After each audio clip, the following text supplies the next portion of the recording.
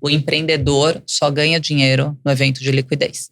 Enquanto você estiver no negócio, você tem que investir no negócio. Quando você faz a sua lição de casa bem feita, você está combativa. E isso é o maior presente que você pode se dar. Os processos de Copenhagen são lindos, porque eles são artesanais até hoje. Né? Um bombom Cherry Brand, vocês devem conhecer, o bombom de cereja, um ícone, né, de Copenhagen. Ele hoje é vendido a quase R$700 o quilo. Ele é feito à mão até hoje pelas artesãs. O primeiro programa de relacionamento da Copenhagen foi o meu TCC. E ele fala assim, Renata, se você não tivesse tomado essa decisão e encarado isso como o desafio da sua vida, e eu tivesse te pedido para você trabalhar, não teria dado certo.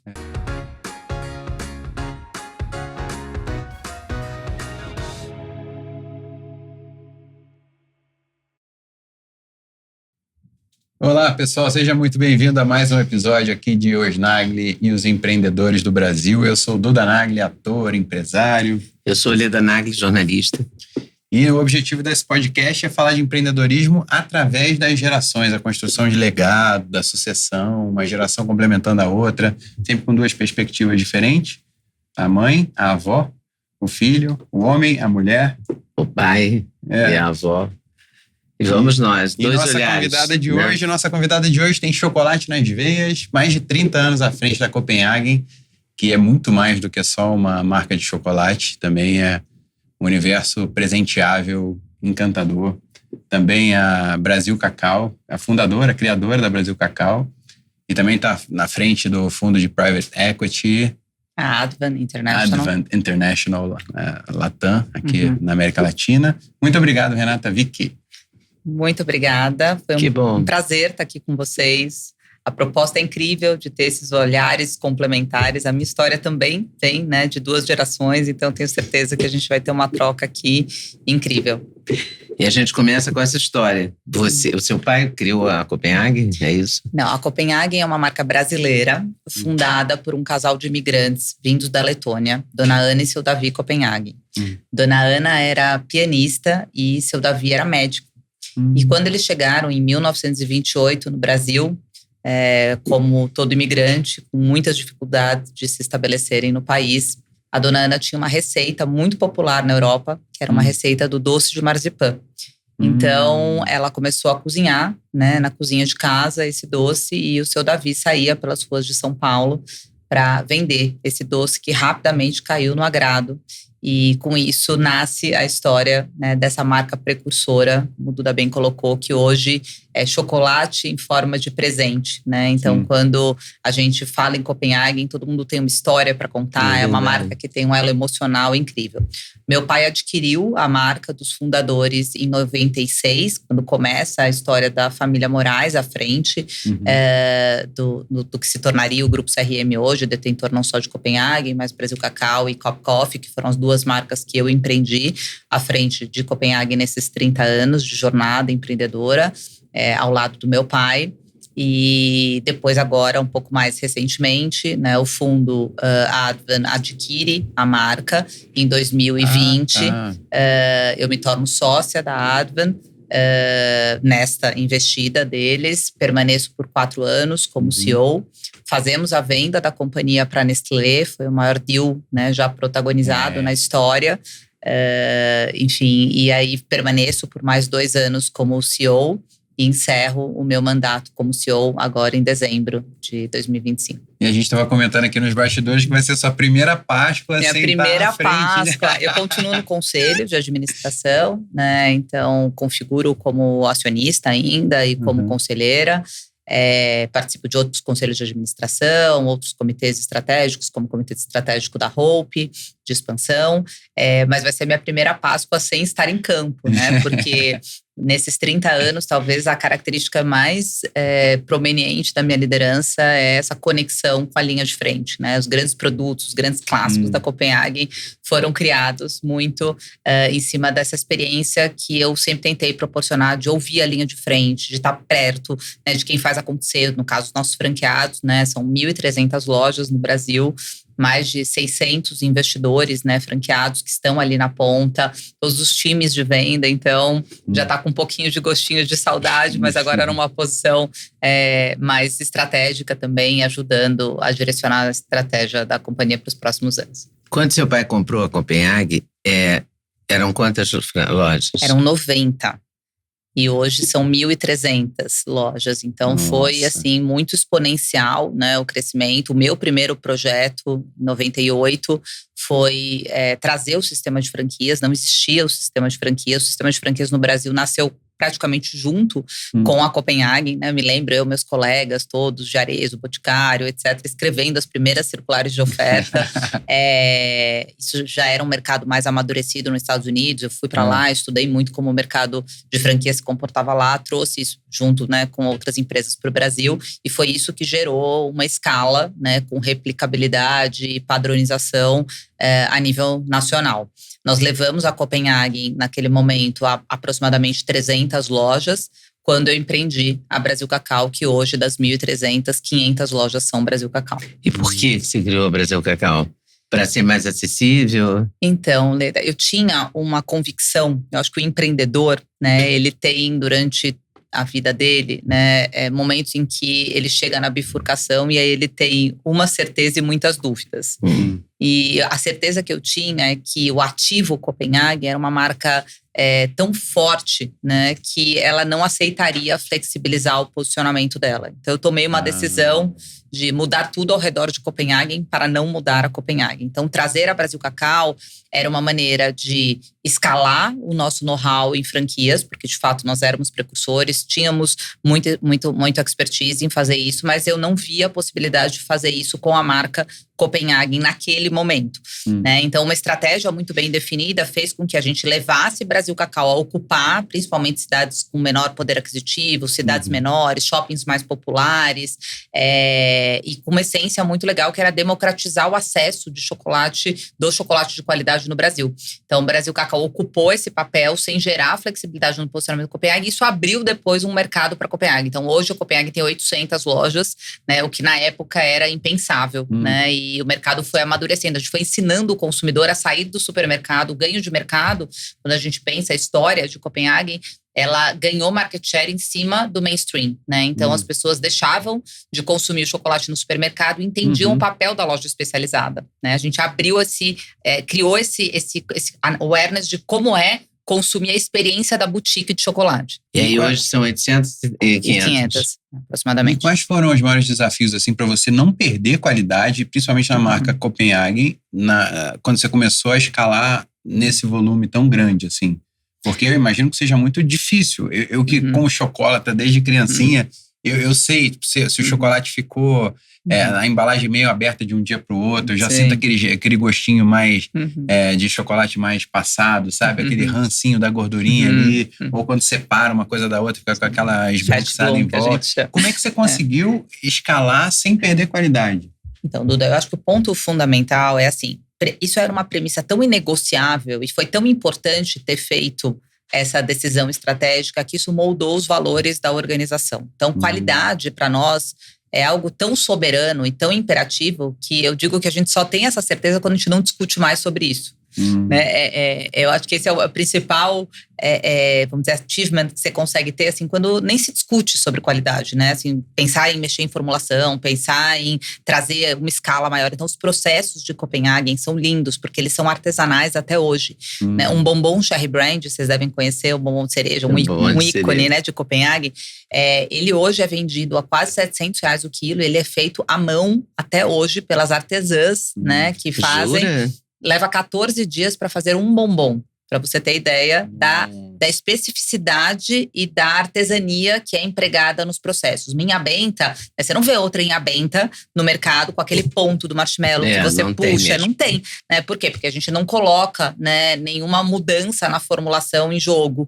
Então, a gente não consegue, por exemplo, nesse caso, fazer o abastecimento, que a gente chama, né, dos tanques de marshmallow. Então, esse processo ainda é um processo artesanal. A gente faz o marshmallow em batedeiras, em escala industrial, mas em batedeiras, e abastece, né, a linha, que é a linha que a gente chama de extrusados, da Inhabenta manualmente. Então, são processos que a gente conseguiu, com escala, não abrir mão, né? Mas, ao mesmo tempo, ter trazido o Brasil Cacau nos propiciou a possibilidade de investir muito num Parque Fabril. Hoje, o Parque Fabril do Grupo CRM, né, que detém as marcas Copenhagen e Brasil Cacau, é um parque de quase 300 mil metros quadrados de terreno, mais de 30 mil metros de área produtiva construída. Nossa. É uma fábrica state of the art, assim, incrível, porque a gente tem escala, né, de um lado com Brasil Cacau e artesania. Então é lindo, você tá visitando a fábrica, você vê um equipamento de trufa fazendo milhares de trufas por minuto, e você olha pro lado, tem uma sala de sherry com as meninas fazendo ainda no garfinho cada bombom, né? Então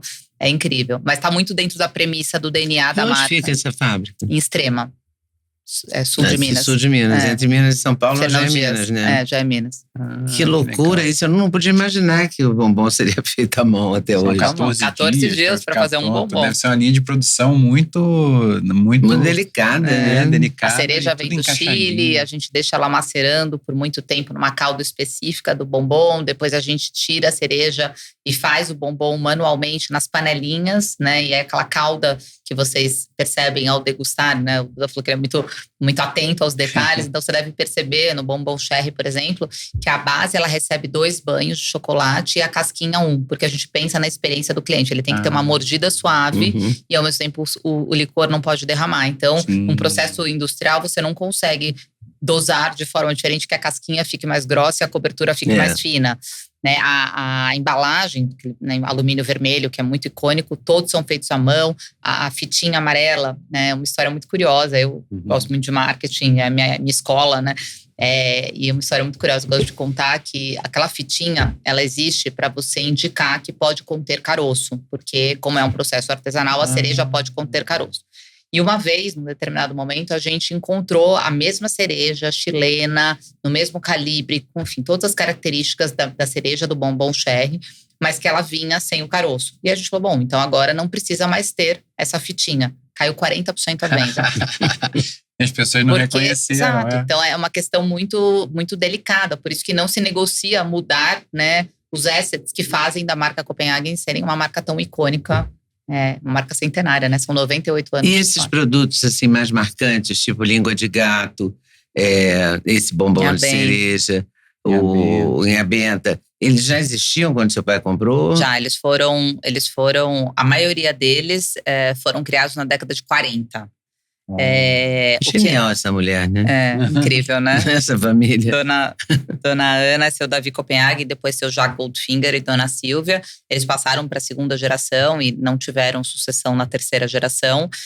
Meu pai vem da indústria farmacêutica, algo completamente diferente, né, da indústria alimentícia. Mas sempre é uma indústria muito rígida, né? Os protocolos de qualidade são muito todos rígida. Muito bem… Mas a grande característica, né, que fez… É uma história que não é muito óbvia, é legal contar, né? O lado do empreendedor.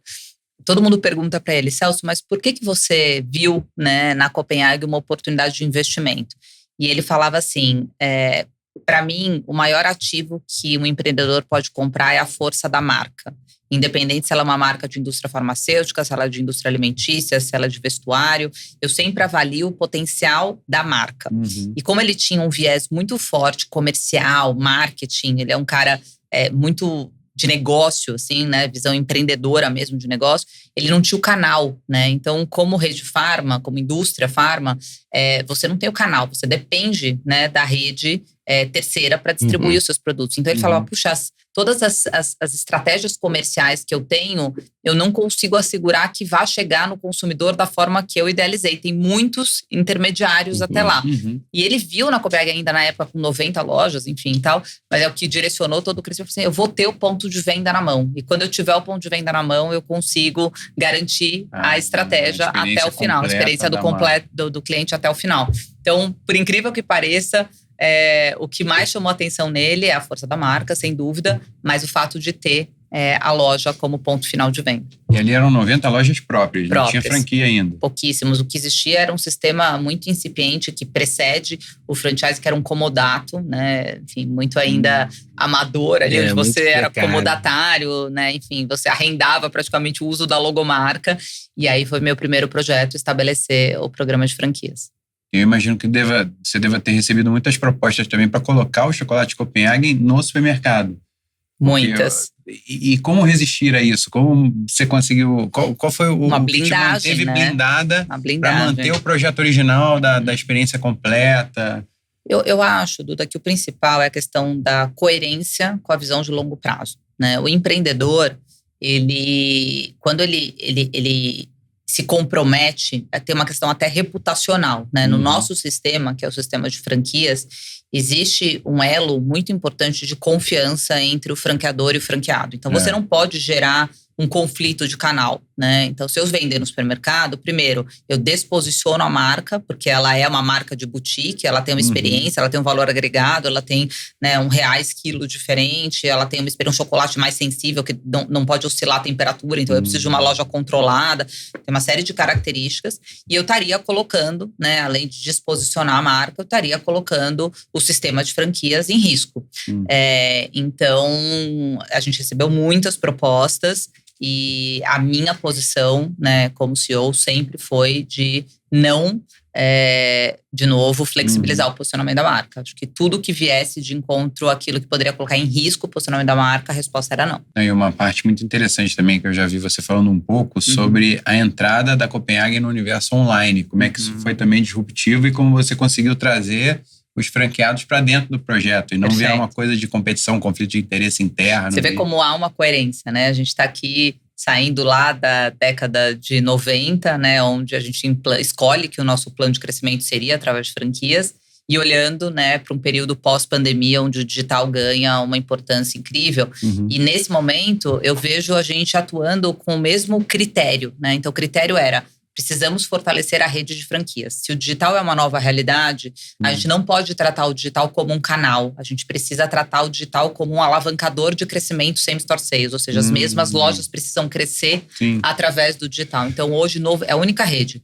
Já fui conselheira de outras redes, etc., de franquias. Hoje, 95% de tudo que se vende no digital é ship from store. Sai da loja, né? É venda do franqueado, no mesmo markup que ele tem na loja física, sem cobrança de take rate. Então, assim,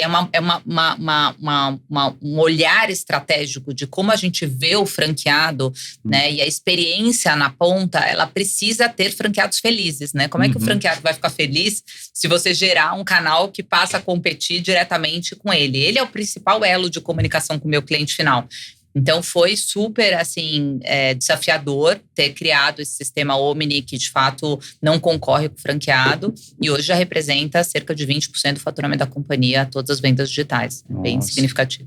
Mas como assim não concorre com o franqueado? Porque é ele quem faz a venda. É pelo CEP de entrega? É um sistema omnichannel. Então, você, como consumidora, compra através do site e a gente atua, você não percebe como consumidora, a gente atua como um marketplace. Então, eu vejo qual é a loja mais próxima e eu gero essa venda que você fez no site Copenhagen para a loja que está mais próxima então de você. Então é por isso que a loja manda uma mensagem. Personal shopper. Personal shopper. Literalmente descobri agora. Porque eu já comprei, houve um dia, eu não sei em que... Saindo do colégio da Zoe, a gente parou numa loja da Copenhagen que tinha um bicho enorme. Da Vandinha, da mãozinha gigante. Isso, tinha a mãozinha gigante. Aí eu passava na frente por causa da mãozinha. Aí a gente entrou na loja por causa da mãozinha, que a Zoe queria a mãozinha, sei lá. Aí a gente entrou e eu comprei umas coisas. E aí depois, eu não sei se tinha uma coisa de, tipo um prêmio, você uma fidelidade, uma coisa desse tipo. Eu sei que depois eu comecei a receber as mensagens e troquei umas mensagens. E comprei de novo. Legal. Por aí eu falei, como é que essa moça... Não, mas isso não é pelo e-commerce. É porque provavelmente, como você fez a compra numa loja física, você é uma cliente fidelizado, que a gente fica muito feliz pela preferência. Então, também é uma régua de relacionamento que virou o ponteiro de Copenhagen, né? A gente foi muito precursor. Para vocês terem ideia, uma curiosidade. O primeiro programa de relacionamento da Copenhagen foi o meu TCC. Não posso entregar a minha idade aqui, mas já estou falando de pelo menos, né? Se eu estou há 30 anos nessa jornada empreendedora, quase isso, uns 25 anos. Então, quando nem se falava da importância de se ter os dados do cliente, de se relacionar. Não, e aí um paradoxo muito doido é que o grupo CRM e depois exato, o CRM, que virou Customer Relationship Management, virou uma atividade inteira. O clube de fidelidade é o CRM das empresas, né? São hoje 60% de todas as vendas, todas as transações são clientes fidelizados na base, onde a gente conhece. Então, o tratamento, pensando que é uma marca que quer promover experiência e conexão, né? O propósito é transformar o comum em extraordinário. Então, como é que eu posso, né, oferecer a vocês a melhor experiência se eu não conheço você pelo nome, se eu não sei que você esteve lá com a Zoe, se eu não sei que você gosta de comprar produtos infantis, que o seu café vem dessa maneira. A taxa de conversão de um cliente fidelizado do programa Cop Club é 8 vezes maior do que um cliente que acessa diretamente o site e trabalha sem venda assistida. Olha, 8 vezes. Com certeza. O ticket médio deve aumentar bastante também, muito, né? Para esse cliente fidelizado. Então, é super importante ter os dados do cliente para que a gente possa estabelecer uma relação próxima. E aqui temos um exemplo vivo de quem adora um brinde, adora um... Heavy user, né? Quem não gosta de ser surpreendida? Todo cliente gosta de ser surpreendida, né? Não, e é muito prático isso. Você tem um jantar, você não sabe o que vai levar, ou tem aniversário de alguém que você não sabe o que vai fazer. Escolha certa, né? Nisso, porque você pega, compra e chega na sua casa e facilita bem. Você não tem que ir Hoje comprar. A gente está entregando o Brasil todo em 3 horas. Uau! Muito competitivo. Essa é a característica, quer dizer, é o foco do varejo hoje, a rapidez, né? Agilidade. Agilidade, é entregar no mesmo dia. E eu canso de procurar isso. Ontem mesmo eu tinha esquecido o mouse do meu computador no Rio. Aí eu falei, eu quero um mouse. Eu tenho um aqui que eu ganhei no podcast do Verdun quando eu fui como convidado, eu ganhei um mouse. Ontem, mas eu fiquei procurando quem entregava. Tá fechado na caixa. É que era de noite já. Eu só me toquei que eu não tinha trazido o mouse, que eu achei que estava em alguma mala, aí eu tive que abrir as malas, enfim. É que a gente é vizinho, confusão. No mesmo prédio. Aí... Quando eu me toquei, já eram quase 10 da noite, né? Não dava pra querer no mesmo dia, entendeu? Sim. Aí ficaram de entregar hoje. Aí eu comprei na Amazon. Você tá sem a mouse ainda ou já chegou? Não, vai chegar hoje. E o nome Grupo CRM é o nome do seu pai. Isso, Celso Ricardo de Moraes. Uma coincidência isso, né? Depois a expressão CRM começou a ser usada. Como é que foi para você essa coisa assim? Não, acho que nunca teve essa relação tão direta. Na verdade, a gente tinha o grupo, né, CRM, nome, escolha do nome, saiu de uma forma um pouco até despretensiosa, né? Porque a gente tinha muito claro que a gente precisava fazer uma arquitetura onde Copenhagen deixaria de ser uma empresa e passaria a ser uma marca de um grupo controlador. Então, quando nasceu a Brasil Cacau, a gente falou, puxa, vamos criar, né, uma holding que hoje abrange 1, 2, 3, pode vir a ter mais marcas. E aí, na época, né, vamos colocar, porque também era Celso Ricardo de Moraes e Celso Renata Moraes, né? Então, foi um pouco da brincadeira das iniciais ali, mas foi muito mais dentro, pensando na arquitetura, que Copenhagen deveria deixar de ser uma marca e se tornar...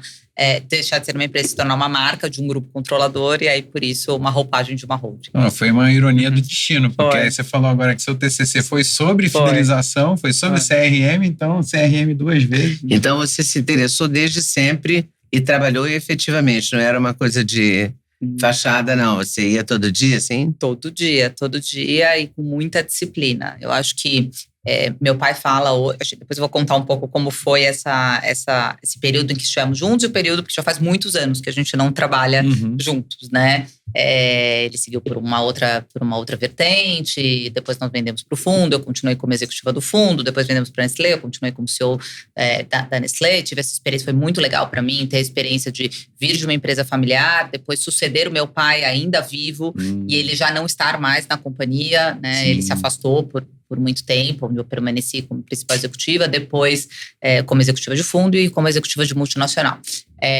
Mas eu acho que o meu pai fala uma coisa muito sábia hoje, e eu tenho um filho me perguntaram que tem um filho de 19 anos, seguindo outro caminho, fazendo engenharia, super inteligente e tal. E ele fala assim, Renata, se você não tivesse tomado essa decisão e encarado isso como o desafio da sua vida, e eu tivesse te pedido para você trabalhar, não teria dado certo. Né? Então, assim, as histórias de sucesso, são poucas as histórias, a gente estava comentando isso aqui nos bastidores, né? O quanto a gente tem que falar mais de histórias exitosas, né? Porque não é fácil fazer uma sucessão, é muito difícil fazer uma sucessão. Eu estou em alguns conselhos, eu vejo como, de fato, essa é uma preocupação legítima, né? Como algumas famílias acabam optando por profissionalizar a empresa, outras acabam optando, né, por fazer um consenso de forma diferente, etc. Porque não é fácil você encontrar, capacitar e criar uma política, né, sólida de sucessão, né? Um programa sólido de sucessão, não é fácil. Então, foi um pedido meu. Eu venho de uma educação muito rígida, e eu me lembro como se fosse hoje, né, quando eu pedi essa oportunidade, a primeira palavra que meu pai me trouxe, ele falou assim, mas você sabe que com a mesma rigidez com a qual eu te criei até hoje, daqui para frente, se você acha que você teve uma educação rígida, esse pedido te coloca numa situação onde, de fato, jamais haverá qualquer privilégio por você ser minha filha. E eu falei, é isso que me estimula. Uhum. Então, eu fazia 2 faculdades na época, trabalhava, depois eu terminei a faculdade, a primeira, trabalhava integral, fazia faculdade à noite, depois fui fazer as minhas especializações, sempre trabalhando muito. E aí, o meu pai saiu da companhia quando eu tinha mais ou menos uns 15 anos. Então, os últimos 15 anos, né, eu já não tinha mais ele com papel executivo dentro da organização. Ah, quando você tinha 15 anos de companhia? De companhia. Ah, tá. De companhia. E por que ele saiu? Ele decidiu se aposentar, assim? Ele foi primeiro para o conselho. Ele é uma história também bastante curiosa, acho que ensina muito para os jovens que estão chegando aí, né? Ele, como tinha indústria farmacêutica, né, na época, o laboratório Virtus, muito conhecido, a Troveran. Ele mantinha a empresa farmacêutica? Ele manteve por um período. Tá. Então, enfim, a Virtus era dona de marcas muito fortes, como a Troveran, a Pracur, Maracugina, Pantene, Fluviral, Scabin, marcas muito fortes. Também tinha um marketing muito forte em cima. Ele era muito forte em cima disso. Quem lembra nos programas do Silvio Santos? Pracur, Pracur. A Troveran, tomou, passou. Eram sempre campanhas muito fortes. E aí, ele dedicava… Como sofri.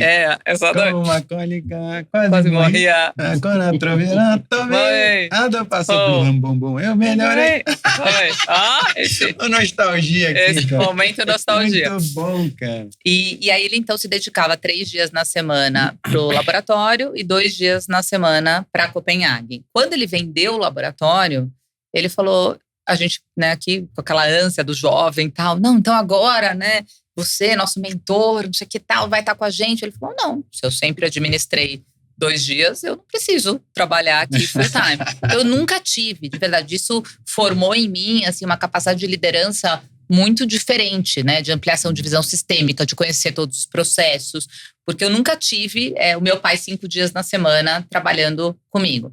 Então, daí depois, naturalmente, desses 2 dias, ele foi ficando menos tempo, aí foi para uma posição só de conselho, e aí foi se afastando. Aí quando vendemos para a Advan, ele saiu por completo, vendeu a posição toda dele, das ações que ele tinha. Eu comprei mais ações naquele momento, fiquei super incentivada a fazer. Foi quando a gente dobrou o tamanho da companhia, né? Nós dobramos o tamanho da companhia em 3 anos. Foi, assim, uma super, assim, marco na minha carreira. A gente tinha um plano diretor para fazer essa história acontecer em 5, a gente fez em 3. Então, foi muito legal. Eu acho que essa questão de você ter muito clara qual é a estratégia, uma cultura muito forte, valores muito sólidos, mas também o sangue novo, né, da geração nova, né, do investidor, no caso, um fundo, quando ele entra, ele traciona muito os resultados. Então, foi super legal. Foi uma jornada bem enriquecedora.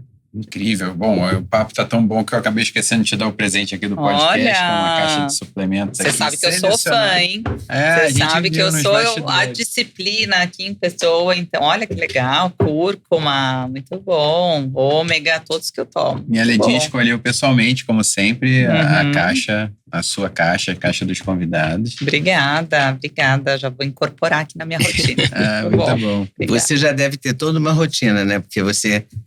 eu fiquei muito surpreendida porque ela é magérrima.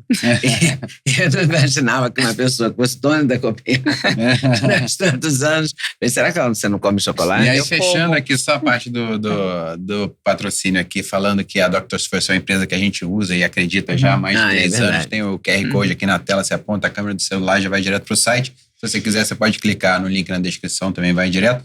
aproveita as promoções que estiverem rolando, mais 5% de desconto com o cupom LEDA5. O cupom do DA5. São produtos que nós acreditamos e usamos. É importante deixar isso claro. E há anos. E agora vamos aproveitar e falar da importância do bom estilo de vida, da suplementação, exercício físico, boas atividades. Da qualidade de vida, porque Eu adoro esse tema. eu imagino que sim. Porque você é magérrima, super elegante e muito disciplinada, você falou, né? Muito. Bom, meus dias começam todos os dias, de segunda a segunda, às 4h40 da manhã. Eu sempre fui uma pessoa muito diurna. O fato de eu ter começado muito cedo a fazer 2 faculdades, então eu morava longe, estudava no Pacaembu, morava na Chácara Flora, então eu acordava às 4h40 para conseguir estudar até às 6, para chegar na faculdade às 7, fazia faculdade até às 11, almoçava marmitinha no carro, então aprendi a fazer as minhas marmitas e ter essa disciplina, ia para o escritório, trabalhava, comia outra marmita antes de ir para a faculdade da noite, saía às 11 horas da noite. Enfim, então isso foi me moldando, dentro de uma disciplina, e eu tenho um sonho pessoal, de chegar muito bem, Eu acho que a gente fala hoje muito mais de health span e não de life span. Não adianta viver 100, 200 anos e não ter qualidade de vida. Então, a gente começa a cuidar desde hoje, o que a gente quer para o nosso futuro. Então, eu quero chegar aos 100 anos, é um sonho pessoal meu. Eu tenho na minha família, minha bisavó e minha avó, que ultrapassaram os 100 anos, chegaram a 104 e 106 anos, respectivamente, de forma, assim, incrível. Então, eu coloquei isso como realmente uma diretriz da minha vida. E hoje, essa disciplina que eu tenho, ela me ajuda muito na minha carreira, com certeza, Acho que eu não teria chegado onde eu cheguei se não fosse essa disciplina no estudo, no trabalho, no compromisso, que eu tenho comigo, com as pessoas que estão comigo. Isso também me faz hoje encabeçar um movimento novo, de carreira. Então, assim como vocês, eu também sou host de um podcast sobre longevidade, que se chama Vida Longa Cast, junto com o Dr. Luciano Bruno. Ele já veio aqui também. Ele já veio aqui? Sim, ele é incrível. E ele cuida, da minha alimentação há muitos anos. Eu tive um câncer no meio do deal, com a Nestlé. Então, foi um momento onde a minha carreira me exigia muito e eu, enfim, sempre me cuidei muito. Foi muito difícil para mim, lidar. Eu tinha acabado também de perder minha mãe, então foi um momento muito difícil. Tempestade perfeita. Exato. E eu me vi ali muito fortalecida. O que eu tirei desse momento difícil pessoal é que muitas vezes, a gente, quando passa por um momento como esse, é natural, que a gente se questione, puxa, por que comigo? Eu me cuido tanto, eu tenho tanta disciplina. E o que eu consegui tirar de lição é que, assim, quando você faz a sua lição de casa bem feita, você está combativa. E isso é o maior presente que você pode se dar, Porque você não controla o meio. Então, de novo, o câncer ainda é uma doença, que tem muitas vertentes, Enfim, tem fator genético, tem uma série de questões aqui que a gente não consegue controlar o fator externo. Mas lidar com um diagnóstico como esse, falar, eu estou combativa, para ficar 18 horas numa mesa de cirurgia, para passar por um tratamento, etc. Eu falo, puxa, vale a pena investir realmente na minha saúde. Então, isso me fez olhar para esse mercado, um mercado que cresce absurdamente. A gente está vendo só a pontinha do iceberg, com certeza.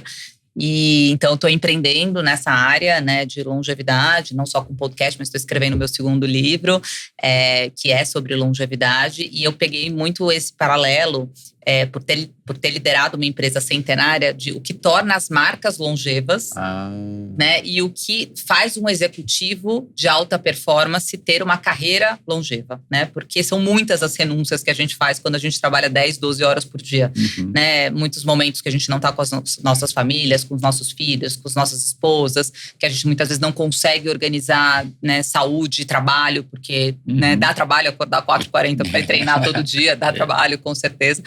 Mas, então, eu estou escrevendo um livro sobre isso. E você consegue... acorda... eu ia perguntar se você consegue dormir cedo, porque acordar cedo já é... 4h40 já é difícil. Eu durmo super cedo, super cedo. Eu, assim, 8h30, começo toda a minha higiene do sono. E 9 horas, assim, eu já tô dormindo. Mas, de novo, é um hábito incorporado, né? E ele tem intenção. Isso, para mim, me faz bem. Quando eu não consigo, e a gente tem que ser flexível também, né? Não sou aquela pessoa chata que não consigo, também você fica refém da rotina que você criou. Mas se você me perguntar, Renata, o seu natural, como é que você fica bem, o que te faz bem, onde você se sente mais produtiva, mais conectada, é com essa rotina de dormir mais cedo, acordar mais cedo, né? Eu produzo muito bem de manhã. Acho que quando você é mais empreendedor, você tem uma mente muito… Os empreendedores têm uma mente criativa, né? Natural. Então, assim, eu preciso estar descansada para conseguir produzir, né? E eu, à noite, eu já não tenho mais a mesma vitalidade que eu tenho de manhã. Eu acordo feliz pela vida, sabe? Assim, eu agradeço todos os dias. Gente, que bom. Mais um dia, que dia bonito. Eu aprecio as coisas mais… né, simples e que, não sei, o dia para mim ele traz mais esse vigor do que a noite. E você acorda para treinar? Para treinar. Você treina todo dia, de segunda a segunda? 2 treinos por dia, todos os dias. Quais são os seus treinos? Musculação? Eu faço musculação todos os dias, todos os tipos de cardio, principalmente bike, é o que eu mais gosto, e surfo. Então, como é que o surf entrou na tua vida? Já entrou depois? Depois dos 40, não foi depois dos 44, na verdade. Enfim, é algo mais recente. Mas eu sempre gostei de esportes, assim, eu gosto de esquiar, gosto dos esportes mais radicais. E aí eu me desafiei, falei, puxa, eu vou começar a surfar. Eu acho que eu sempre tive muita ligação. Assim? Mas você surfa em piscina? Piscina. Porque o advento da piscina facilitou muito. Não, a primeira vez que eu fui na Surfland lá em Garopaba, que foi a primeira piscina de onda que eu fui, a quantidade de vaga, 50 a mais, 60 a mais que tinha no clube, a quantidade de gente de cabeça branca. A gente até conversou outro dia com o Fábio Gurgel, que também é um super campeão de jiu-jitsu, começou a surfar. Ele surfa lá, eu sempre encontro ele. Ele veio aqui semana retrasada. Olha, eu vou te falar, não é fácil, né? O surf, eu nunca surfei no mar, mas assim, quem surfa no mar e vai surfar na piscina, fala que é inclusive mais difícil surfar na piscina pela densidade da água, né? E também, assim, é melhor porque é mais ritmado, né? Ou seja, você tem 20 padrão, ondas na série, então às vezes você fica lá, a onda é muito igual, então tem previsibilidade, né? Mas ela é muito mais desafiadora no sentido de que muitas vezes, assim, se você erra o drop, você não consegue corrigir. Tem muita gente que eu vejo lá, ela perde o drop e continua tentando pegar quem vem do mar. A gente tem que às vezes até orientar, falar, gente, você perdeu o drop, você perdeu a onda. Não adianta você ficar tentando pegar a onda, porque a piscina tem um tamanho, uma hora que ela vai terminar, né? E tem fila, tem né? Fila, tem fila. Mas, enfim, eu comprei uma casa na Fazenda da Grama e lá tem, né, piscina. Eu falei, putz, vou me desafiar a fazer o surf. Foi super desafiador. E eu acho que ali tem uma analogia com o empreendedorismo, por incrível que pareça, que é muito legal, que é você tá preparado para vencer a arrebentação? Verdade, porque o empreendedor, ele vai estar o tempo todo sendo desafiado pelas arrebentações, né? Um projeto, como foi Empreender Brasil Cacau. Faz todo sentido. Faz todo sentido, assim, um projeto como foi Empreender Brasil Cacau. Se na primeira, né, drop errado, vamos pensar aqui, né? Eu falo, puta, não vou desviar o foco de Copenhague, não sei o quê, cara, não dá. A fábrica é complexa, o projeto é complexo, o capital é intenso, né? Você desiste, né? Então, o esporte me traz muito isso, assim, sabe? Essa disciplina, o se apaixonar pelos recomeços. Porque eu acho que o empreendedor tem muito isso, ele se apaixona, né? Cada dia é um novo day one, né? Todo dia te acorda querendo fazer mais. Lifelong learning, né? De estar sempre aprendendo o tempo todo. E você falou da tempestade perfeita que aconteceu na tua vida. No meio do dia mais importante, imagino, da sua vida, um momento super tenso. Foi muito difícil. O câncer apareceu, tudo misturado. E aí a disciplina, né? Porque, olha só, eu tinha uma área de contraste, eu não tinha um nódulo. E eu fazia acompanhamento e tal, e eu sempre fui muito, muito diligente com a minha saúde, assim. Então, todos os anos, sou aquela que o médico tem que correr atrás do paciente, né? Tem uns que o médico tem que correr atrás do paciente. Eu corro atrás do médico. Gente, vamos lá, tem que fazer os exames, não sei o quê, já deu prazo, 6 meses, vamos fazer nada. E eu tinha feito em fevereiro os meus exames, e essa área que a gente já monitorava há muito tempo, ela estava estável. Então, em todos os exames, ela estava estável. Eu ia fazer uma viagem a trabalho em julho, e aí o meu segundo check-up era justamente nesse período que eu ia estar de férias. E aí eu liguei para minha mastologista e falei, doutora Ana, eu queria antecipar os exames e fazer antes da minha viagem, porque olha aí, quando chegar no período, né, da data que eu preciso refazer os exames, eu não vou estar no Brasil. E ela chegou para mim e falou assim, de uma sabedoria, ela falou assim, como tá a sua clínica? Porque a clínica é soberana. Total. Ela falou, se você tá bem? Eu falei, não, eu tô sentindo que a mama tá mais quente, tá mais densa, não tô me sentindo tão bem, tal. Ela falou, a clínica é soberana. Se você vai ficar mais tranquila fazendo seus exames agora. E não tem você problema nunca nenhum. tinha sentido nada parecido antes? Nada. Quando eu descobri, isso tinha sido em fevereiro. Em junho, então eu antecipei. Imagina fazer todos, ressonância, né? Que eu fiz um ultrassom, fiz todo um check-up completo. Quando a gente, em junho, teve o diagnóstico, que era justamente nesse período que a gente estava para assinar o deal foi feito dia 7 de setembro, então eu estava no momento auge das negociações, viajando, etc. tal. Veio esse diagnóstico de um câncer extremamente invasivo, já nível 3. Eu fiz uma cirurgia de mastectomia completa das 2 mamas, 18 horas de cirurgia. Nível 3. Nível 3 de fevereiro a junho. Né? Então, assim, você imagina se você não tem, né, diligência sobre a sua saúde, fica um alerta, né?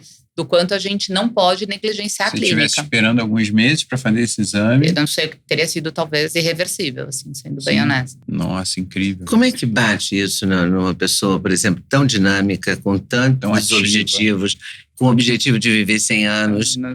Esse objetivo já existia antes? Já existia. Aí você leva um tranco desse. Como é que você lida com isso? Eu sei que a pergunta é até meio óbvia. Eu ia perguntar qual era o câncer, mas você falou no mastologista, eu já sei qual era. Porque é muito forte isso, né? É muito forte. É uma sentença difícil de assimilar. Né? Eu acho que o que ficou, Leda, desse momento muito difícil é assim, a gente, como você bem trouxe, né? Eu sou muito dinâmica, sou muito ativa, né? Eu gosto de viver, né?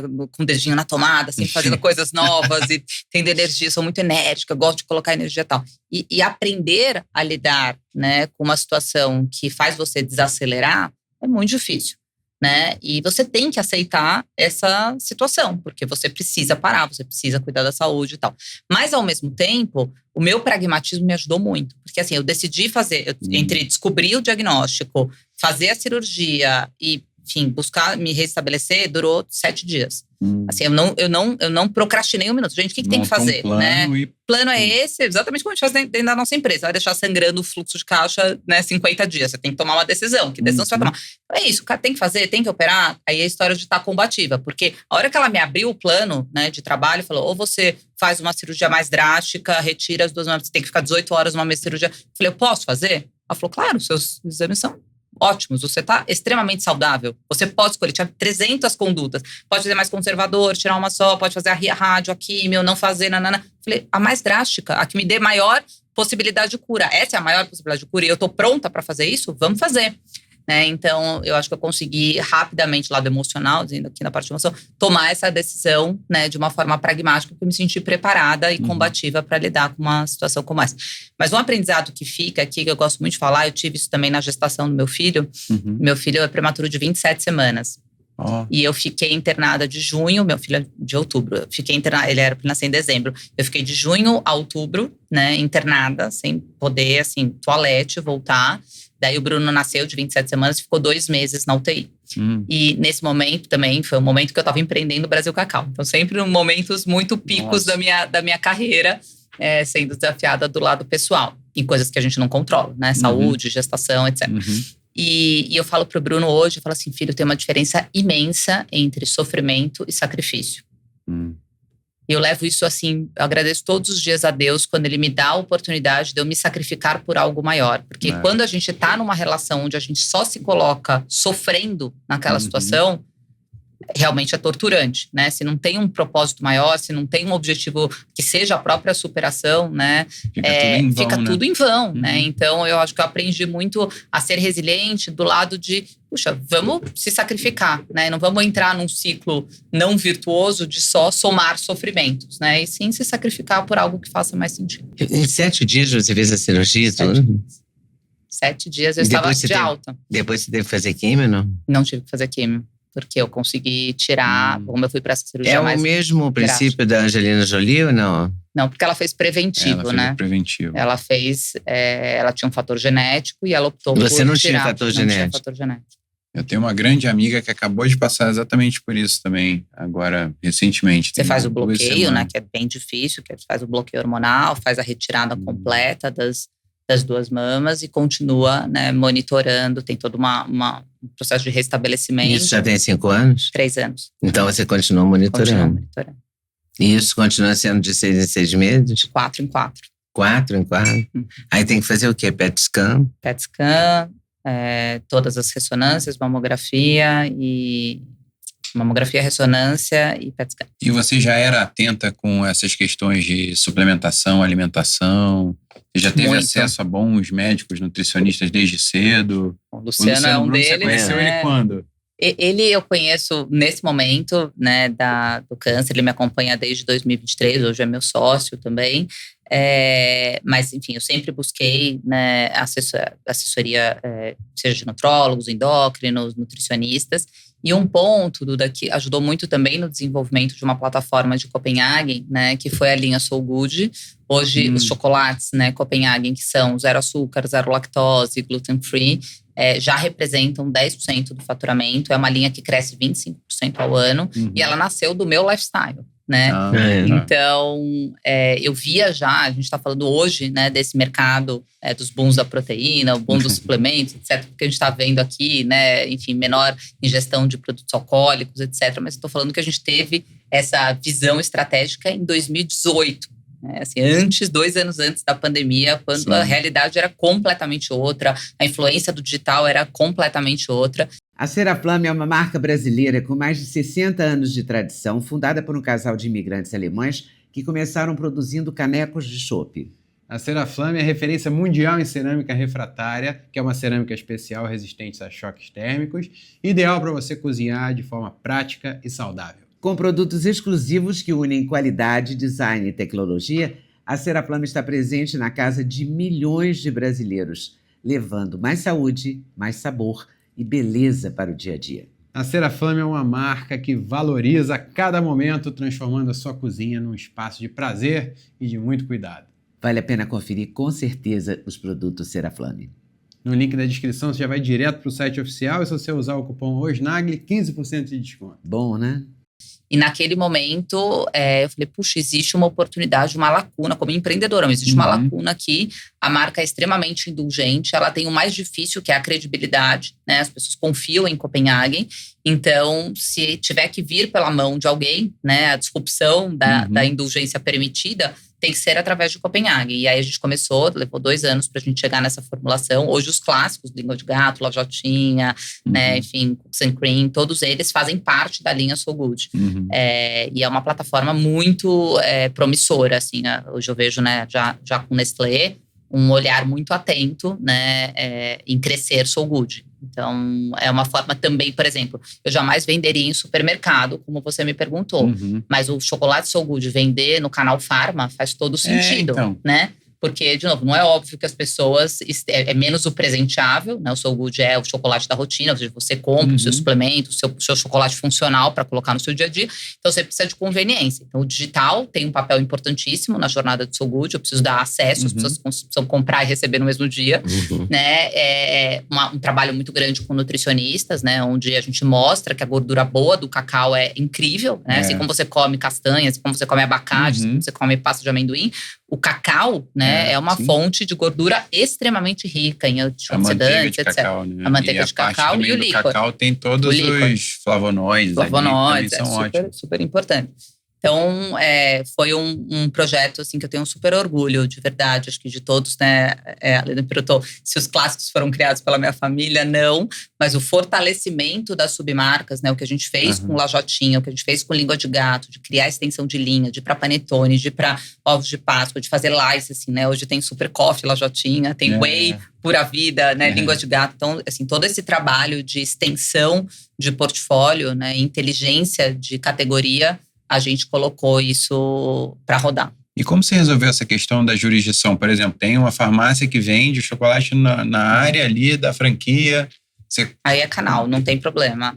Porque a gente entende que o franqueado comprou muito essa ideia também. Porque é ampliação de awareness, né? Assim, se eu tenho um produto grande, um produto que tem potencial, mas eu fico limitado, né, às lojas Copenhagen, o consumidor vai demorar mais tempo para conhecer e reconhecer o produto. Então, é como se fosse um merchandising, né? Você está na rede Farma… Você usa mais como mídia do que como ponto de venda, assim. Exato. A gente precisa gerar experimentação, né? Então, a rede Farma é um canal de experimentação do produto.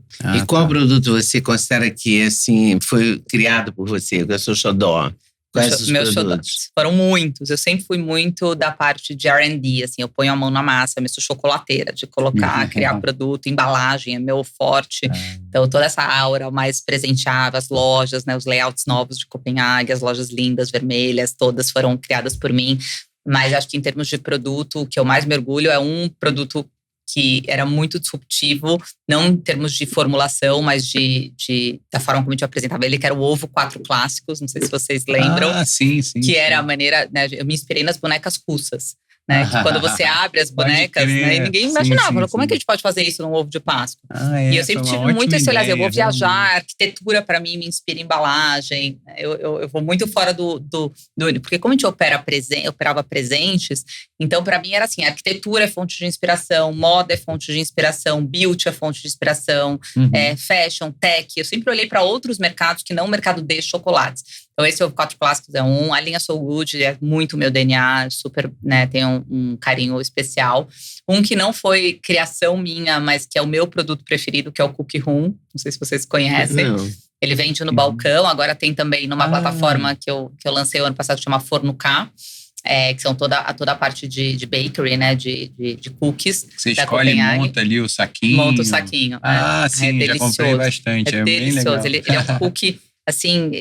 Chama-se cobertura de chocolate. Cobertura de chocolate. Ele parece um esticadinho, assim. Então, ele fica mais compridinho e é uma delícia. E aí, essa integração por exemplo, a Pura Vida também foi comprada pela Nestlé. Sim. Tem a ver essa aquisição para ter a colaboração entre as marcas? Não. Ou foi uma coisa independente? A Pura Vida foi adquirida antes, né, da Copenhagen. Acho que 2 anos, se eu não me engano, antes da Copenhagen. E aí, estando dentro de casa, claro, eu já tinha essa ideia da gente estender, porque So Good nasceu para a gente ir além do chocolate, né? Então, os suplementos, os energéticos, etc. E aí, a gente começou com o Super Coffee, que não é uma marca de Nestlé, né? Foi um case. O Super Coffee também é da Copenhague? Também é da Copenhague. Super Coffee lá já tinha língua de gato. Tinha língua de gato. Foi esse que você provou. Lembra? Que a Mari te deu a caixa? Que você provou primeiro. Depois eu comprei a caixa. Depois você comprou. Muito bom. Eu não reparei. Tem uma língua de gato. É a língua de gato. Acredita que eu não reparei isso? Tem vários sabores, mas os 2 best-sellers deles é língua de gato e lajotinha. Língua de gato virou produto de... Lajotinha eu não provei. Língua de gato eu provei. Porque lajotinha tem aquele gostinho da canela, né? Que é muito gostoso, né? Remete à infância, não, a lajotinha eu já provei. Não provei o Super Coffee, mas a gente conseguiu reproduzir esse gostinho da canela, que no café fica gostoso, né? Sim. Não, combina bem, né? Então... E depois eu queria saber um pouco mais, como você falou que sempre gostou de meter a mão na massa, assim, um problema que eu identifico muito, assim, como consumidor de chocolate com açúcar, a entrada dos adoçantes. Você teve a onda do espoliose que dominou o mercado durante um tempo, depois todo mundo ficava se sentindo um baiacu depois de comer, aí virou todo mundo fugiu, esse é sem poliol, sem poliol. Aí a Stevia também veio, Stevia e Dalmatina ganharam muita força hoje em dia. Aí tem aquela questão do sabor residual, tem gente que acha que tem gente que acha que não tem. Sucralose, que foi meio cancelado, agora voltou com força também, que em tese, na minha opinião, é um dos mais... tem menos gosto residual, assim, que adoça, tem um poder de adoçar muito forte. A gente sempre optou pelos naturais, né? Sucralose não é um adoçante natural. Tá. Então, a linha So Good, ela nasce com o objetivo de ser clean label. São ingredientes, ingredientes naturais. Não é só um chocolate, porque eu até falo muito sobre isso, né? Até por ser usuária também dessa categoria. O consumidor está cada vez mais consciente, né? A gente sabe que, de novo, não é que o consumo vai cair, né? O consumo vai se reeducar e se reestabelecer. As canetas emagrecedoras, né, chegaram, todos os GLP-1s aí, chegaram para mostrar isso, que o consumidor vai aprender, e que bom, eu acho ótimo que ele saiba ler rótulo, né? Que ele olhe e diga, puxa, o chocolate da Copenhagen é um chocolate artesanal, um chocolate que não leva gordura hidrogenada. Chocolate. É chocolate, não é sabor. Para mim existe chocolate e existem as outras coisas. Exato. Então, o que a gente tem como objetivo em So Good é educar o consumidor a fazer boas escolhas, né? E o objetivo de So Good, Duda, por mais que pareça, né, que é óbvio ter um chocolate mais alinhado com o comportamento do consumidor atual, mas lá atrás o objetivo era ampliar o consumo de chocolate no Brasil. Por quê? Porque você já não consome. Quanto maior essa consciência, maior o potencial do seu good pro business. Por quê? Porque você já não consome 7 dias na semana chocolate, né? Não vai consumir 7 dias na semana chocolate. Agora, se você consome 2 vezes na semana e você tá cada vez mais seletivo, você vai querer o chocolate, que é o que você tá dizendo. Então, eu não vou abrir mão do meu café com bom acompanhamento, eu não vou abrir mão de estar na Copenhague e comer uma sobremesa, dar de presente um chocolate que eu sei que tem memória afetiva, etc. Mas, ao mesmo tempo, se eu hoje como fonte de gordura indicada pelo meu nutricionista, o abacate, a castanha, o amendoim, por que não colocar um chocolate realmente clean label, né? Que é uma fórmula limpa. Porque o problema é quando você começa a adicionar muitos outros, né, ingredientes não naturais. O chocolate em si, ele é muito bom. É um produto super recomendado pelos nutricionistas. Tem uma certa controvérsia em relação aos emulsificantes, mas aí já é uma coisa muito específica. Muito específica. Mas emulsificante é um ingrediente que torna aquela receita toda possível, toda conjunta, né? Ela não se separa, né? Senão não torna, o shelf life seria muito reduzido. Mas o chocolate de verdade, ele é basicamente cacau, tanto na parte da manteiga quanto na parte do pó ou licor, depende muito, né? E o açúcar ou leite, quando é chocolate ou leite, ou adoçante. Aí como é que você resolveu essa coisa do adoçante? A gente usa adoçante natural. E qual? Maltitol. E aí, você sempre, quando viajou, você era do tipo que vai nos supermercados, no Whole Foods, no Trader Joe's, vai... Minha Disney. Eu também, eu gosto muito disso também. Eu falo que é a minha Disney. Eu falo que é a minha Disney, assim, sim. Aí muito mais pelo âmbito, né, pessoal, mas as viagens, para mim, eu gosto muito de falar sobre isso, porque eu acho que a viagem, ela é uma oportunidade de ampliação de repertório sempre, né? Então, sempre que eu faço uma viagem, eu estou muito atenta à cultura do país, né? Eu gosto de ir em locais que não são, né, turísticos. Eu fico horas observando toda a parte de visual merchandising. É uma área que, assim, me traz muita inspiração. Eu gosto muito disso. Eu tenho capital privado, né? A todos os aspectos sociais. E é legal quando você consegue traçar um paralelo, né? Então, por exemplo, estive agora recentemente no Japão. Eu amei, né? Por quê? Porque é uma cultura extremamente longeva, né? E tem os seus efeitos colaterais. Então, a gente sabe que, por exemplo, para viver 120 anos, né, combater o etarismo é extremamente importante, porque você não pode acreditar que uma pessoa com 60 anos não é mais produtiva, né? Pelo contrário, se eu vou viver 120, se eu vou viver, né, eu tenho que produzir até 70, 80, 90 anos, enfim, quanto mais eu produzir, melhor.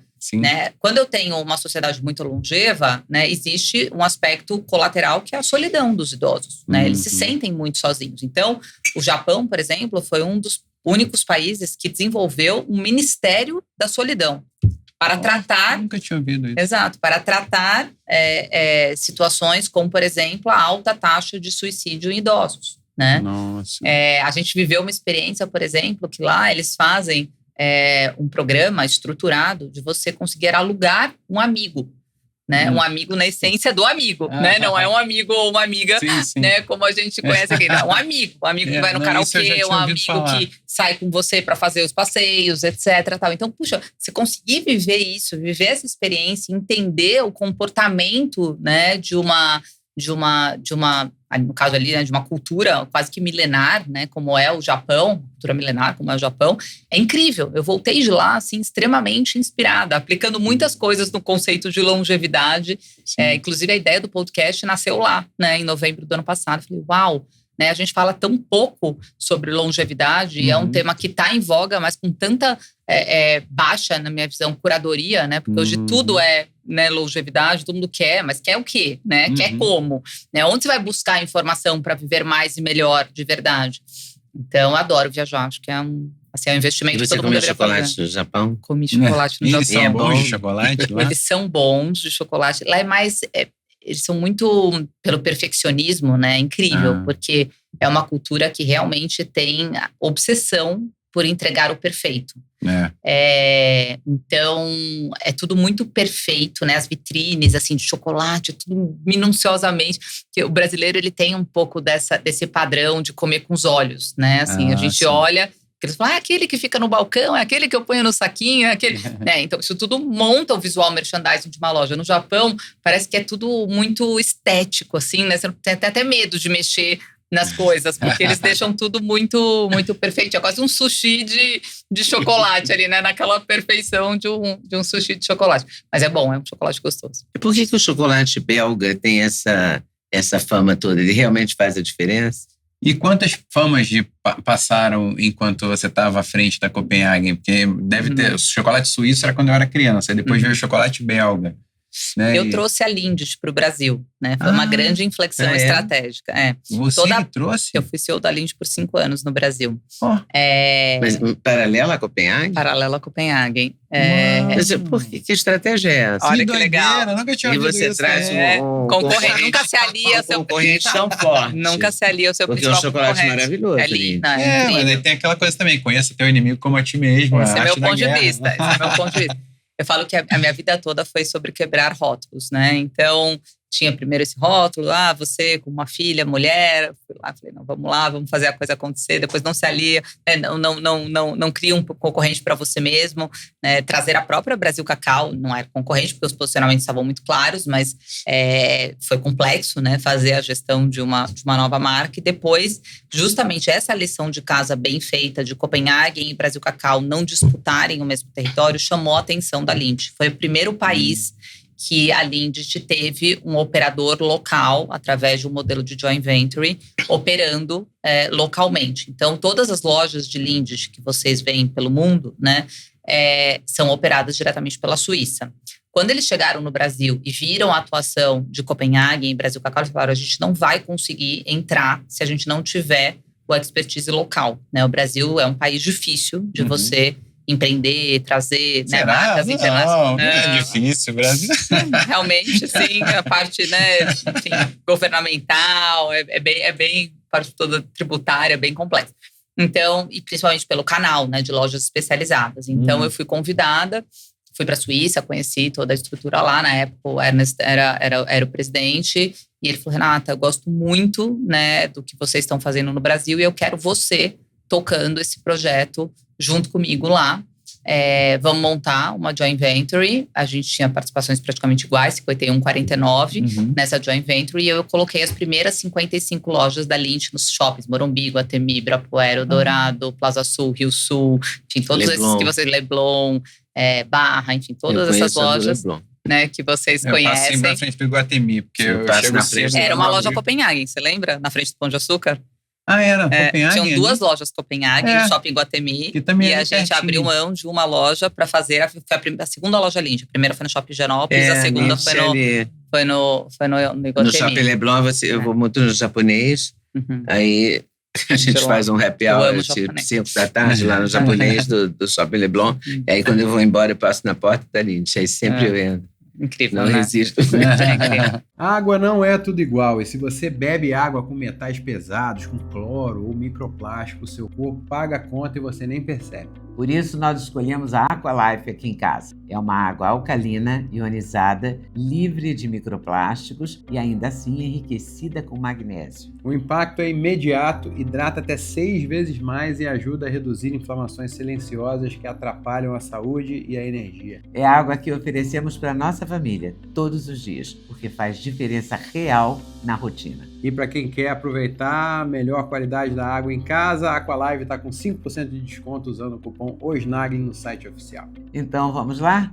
Escolhe o modelo ideal para sua casa e comece a sentir a diferença também. A Adapta é o maior ecossistema de inteligência artificial generativa do Brasil, reunindo numa única plataforma ferramentas poderosas, cursos práticos e conteúdos atualizados para profissionais e empresas que buscam se destacar no mundo digital. E a sua principal solução, a Adapta One, oferece acesso a mais de 15 modelos de inteligência artificial, incluindo GPT, Cloud, Opus, Gemini Pro, Llama.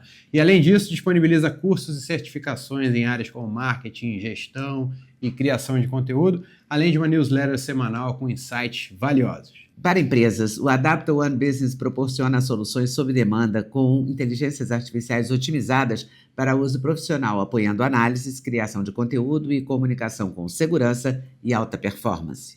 Então, você quer saber mais? Clica no link aqui na descrição. E vale conferir com certeza. A gente se vê lá na Adapta.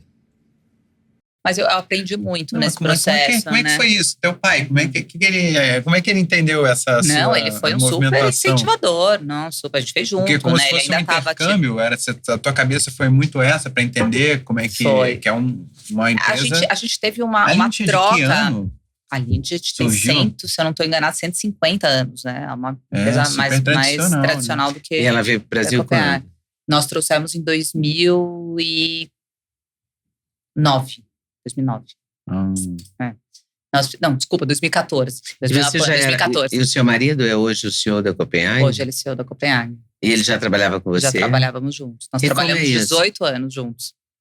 Você é 18 casada com anos. ele ainda? 25. Sim. Você trabalha 18 Muitíssimo bem anos. casada. que Muitíssimo bom. bem casada. Olha, é legal falar disso, né? Porque é um tabu, Sim, né? sim. Sobre, de novo, tem histórias que dão certo, tem histórias que não dão tão certo Tanto assim. pai e filha, quanto marido e mulher. Ele sempre foi executivo de multinacional, ele foi Ambev muitos anos, né? Trabalhou muito próximo do Marcel. Depois ele foi Kimberly-Clark por muitos anos, trabalhou no mercado financeiro. E aí, quando o Bruno nasceu, a gente juntos tomou essa decisão, né? De falar, vamos construir junto, né? Vamos fazer o negócio dar certo, a gente precisa alinhar os paces aqui, cara, vamos pegar esse projeto como nosso, fazer acontecer. E sempre foi uma relação de muita complementariedade, porque ele sempre teve um background muito forte de fábrica, finanças, jurídico, compliance, e eu sempre fui uma executiva muito da porta para fora, né? Então, executiva que estava no campo, com os franqueados, criando produto, marketing, produto, canal, sempre foi a minha fortaleza. Então, a gente conseguiu, né, dividir bem o tabuleiro. Cara, ele brincava, né? Era uma frase dele. Da porta para dentro eu toco, da porta para fora ele brinca. Você cresce, eu organizo. Você cresce, eu organizo. Porque uma empresa que não cresce é um problema, né? Sim, e uma empresa desorganizada é outro não consegue problema, crescer. Mas é difícil um CEO ter um olhar, né, que ele cresce e organiza. Fica que nem na bandeira do Brasil é ordem e progresso, né? Então, assim, difícil ter ordem e progresso nessa ordem. Então, nessa sequência. Então, a gente super se complementou esses 18 anos. Fizemos todos os grandes marcos. Então, trazer Lindt para o Brasil, fizemos juntos. Fazer a venda para o fundo, fizemos juntos. Né? A venda para a Nestlé, fizemos juntos. Enfim, sempre construímos tudo isso de forma realmente muito, muito bonita, muito respeitosa, muito complementar. E era um sonho dele, né, continuar numa carreira executiva. Eu sou empreendedora, vou morrer empreendedora, né? Então foi super legal ter aprendido esses 2 anos dentro de uma multinacional. Fico muito feliz com as entregas que eu fiz. Mas o meu lado empreendedor, né, fala muito mais alto. Então, agora com a Advent como Operating Partner, me dá uma oportunidade incrível de fazer mais um case de sucesso. A gente dobrou o tamanho da Copenhague, né, com muita consistência, né, de novo, num case sólido de crescimento, sustentável, sem, né, aproveitar que os ventos a favores nos levassem para caminhos mais fáceis e sim, perseguindo uma estratégia sólida. Mas eu me vejo hoje muito preparada para empreender de novo. E será que ramo você vai? Olha, eu estou estudando muito esse mercado de wellness. Eu acho que é um mercado que eu conheço, domino, faz parte do meu lifestyle, sou muito procurada. Esse ecossistema, né, do podcast, do livro, da Advent, tá olhando esse mercado. É um mercado promissor. Franquias é um mercado que eu domino muito, né? Então, são 30 anos tocando franquia. Então, gestão de marcas em geral, né? Que eu acho que é algo que eu posso aportar bastante. Então, não tenho, vamos dizer assim, eu tenho guidance, né? Do que eu não quero. Eu acho que quando a gente encerra um ciclo muito longo, são 3 décadas. Primeiro exercício, eu deixo aqui essa dica para os empreendedores que estão nos assistindo. Primeiro você é maior do que a marca que você construiu, né? O que eu fiz nesses 30 anos está feito. Isso ninguém não são 3 anos, são 30 anos, né? Era menos de 100 milhões de faturamento, muito menos de 100 milhões, era 38, eram 90, ela perguntou o número de loja, 90 para 1.300, mas a gente saiu de 40 milhões de faturamento para 2 bi de faturamento. Nossa, então, assim, é incontestável, né? O que a gente fez, o que a gente criou, etc. Mas também eu acho que muitos empreendedores ficam presos, né, numa história que muitas vezes já acabou. Né? E faz parte, a vida é feita de ciclos, né? E aí você precisa ser desprovida de ego, de vaidade, né? De conforto, daquilo que o seu ambiente natural, o seu habitat natural te traz, para você alçar voos novos, né? Mais exploratórios. E você não é muito apegada, não, né? Eu sou bem apegada. Bem apegado. Mas eu aprendi. Trabalhando. Eu brinco que, assim, você ter… Talvez o que tenha me ajudado a tomar essa decisão é que, apesar de ter quase que uma relação simbiótica, não tem como pensar em Copenhague e não correlacionar com a minha história de vida. São 30 anos, né? Nasci dentro de uma indústria de chocolate. Enfim, eu sei fazer… É o que eu sei fazer há 30 anos. Mas eu sempre fui uma pessoa muito curiosa. Muito curiosa, assim, eu gosto de estudar, sou muito dedicada, eu gosto do day one, sabe? Assim, eu percebia que nesses 30 anos, eu sempre acordei todos os dias falando, tem coisa nova para aprender, tem coisa nova para fazer, né? Me desafiava em coisas novas. Então, isso me ajudou muito a tomar essa decisão de dizer, eu sou, acima de tudo, uma empreendedora. Eu não sou uma executiva da marca Copenhagen. E neste momento, o que eles precisavam era de uma executiva, né? Então, eu acho que eu consegui ser uma boa executiva 2 anos. Era o meu compromisso com a companhia e eu jamais deixaria de… pontual, Exato, jamais deixaria de honrar da forma mais, enfim, perfeita possível, com compromisso absurdo. Mas olhando para dentro, o que realmente me move é o friozinho na barriga de todo dia a gente acordar e saber que a gente está construindo algo novo. E mesmo com todas as dificuldades que esse país oferece, com os tributos, o custo do Brasil, as incertezas nem tão passageiras. Nem tão passageiras. Eu acho que onde tem desafio tem oportunidade, né? Então, de novo, é muito mais seletivo. O que eu vejo hoje é que eu já não tenho mais a ânsia, né? Então, de novo, eu já me realizei, né? Tanto no âmbito profissional, no âmbito financeiro. Então, o que eu vier a fazer é porque eu realmente acredito, né? Que eu vou conseguir deixar um impacto… às vezes não vai ser mais o financeiro, mas é um impacto de construção, até mesmo para um país, né, melhor. Então, te dá mais tranquilidade você não ter a pressão do timing, a pressão, né, de se engajar num projeto que não traduz aquilo que você acredita. Mesmo a pressão do sucesso, né? Você já fez sucesso. Que já, né? Eu acho que é legal você pode querer mais, mas você não tem a gana, sabe? Já provou, a né? marca de, eu não fiz sucesso, eu não fui bem ali. Não, você já foi bem. Sim. O track record existe, né? Agora é o próximo. Agora é o próximo. E teve alguma… Você falou das 2 empresas e acabei fazendo um link aqui, não sei se faz sentido ou não, por isso que eu estou perguntando. O relacionamento com a Lindt, sendo uma empresa suíça, te ajudou de alguma forma a conseguir se aproximar também da frequência da Nestlé? Não. A Nestlé também é uma empresa suíça, mas eu imagino que… Foi muito depois. Quando eu fiquei à frente, né, aqui da operação de retail de Lindt, implantando as lojas dentro do sistema de lojas próprias nos principais shoppings do Brasil, de 2014 a 2020.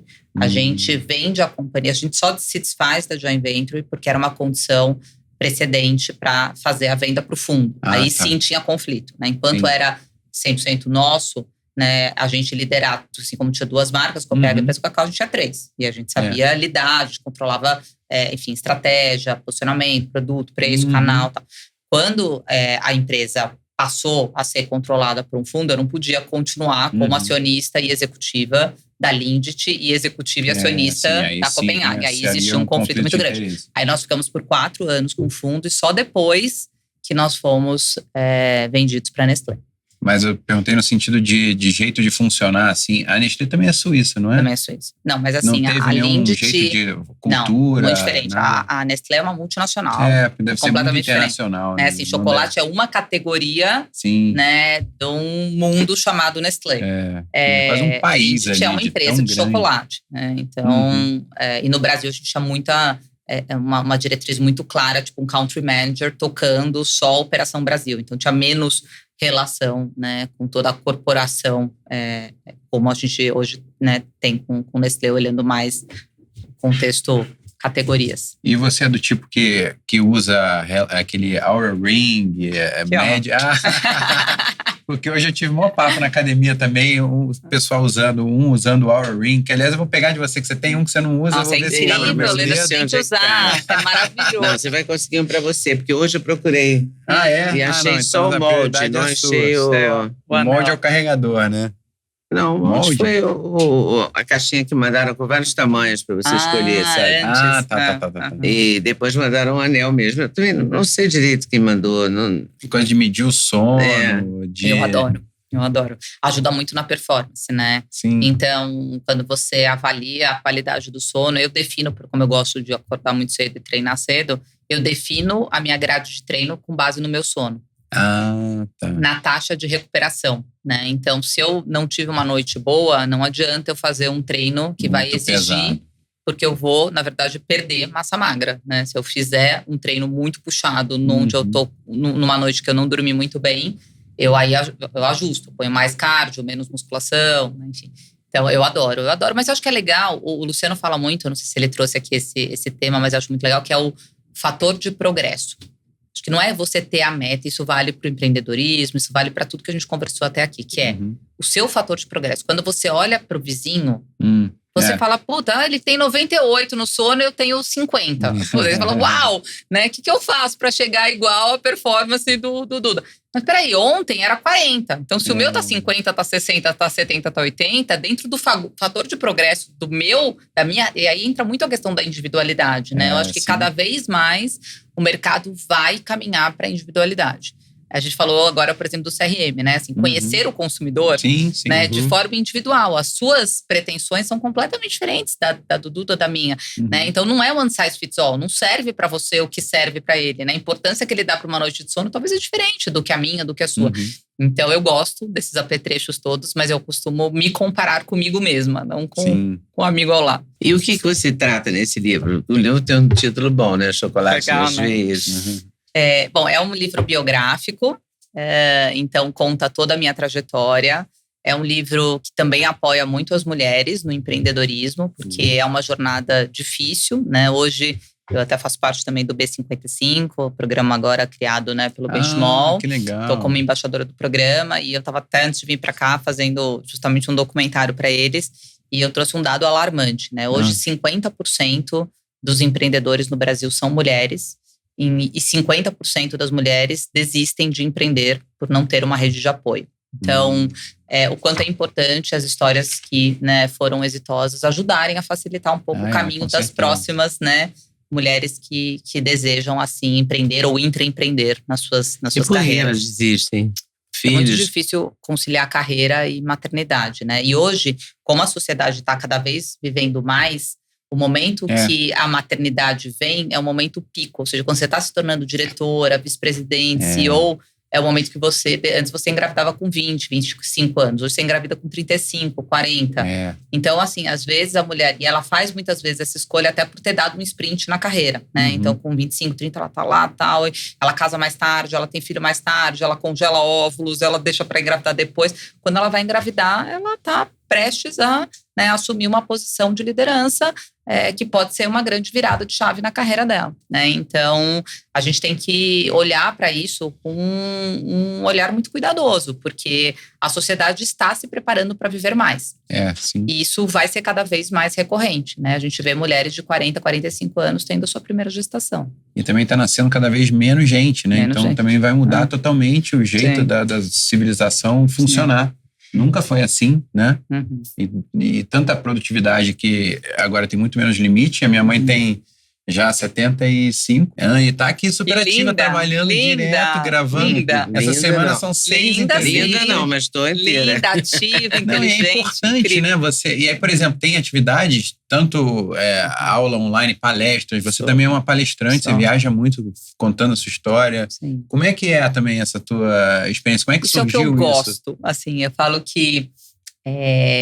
assim, esse lado, né, de ter uma facilidade de oratória, de ser muito comunicativa, isso, de verdade, assim, são os meus prazerizinhos, né, da vida. Então, assim, tá em contato com o público vem muito dessa minha jornada de ser… Eu ganhei um apelido, né, nesses anos, que é ser uma CEO sola de sapato. Eu falo que charmoso, porque meu pai tinha um apelido de voraz comprador de marcas e eu de CEO sola de sapato. Eu falei, que incrível. Mas é justamente isso, eu fico honrada, porque é tão bom você ter disponibilidade de se comunicar com as pessoas, é um ato tão generoso, né, você doar o seu tempo, seja nas palestras, seja através, hoje em dia, das redes sociais, é uma forma de você atingir mais pessoas. E quando você tem esse dom, né, de saber se comunicar e conseguir levar, seja porque eu também sou escritora, através de um livro, de uma biografia, são todas as formas, né, o nosso toolkit para que a gente consiga compartilhar um pouco mais do processo, né? Porque é muito fácil vir aqui contar a história, né, do que deu certo, do que não deu certo,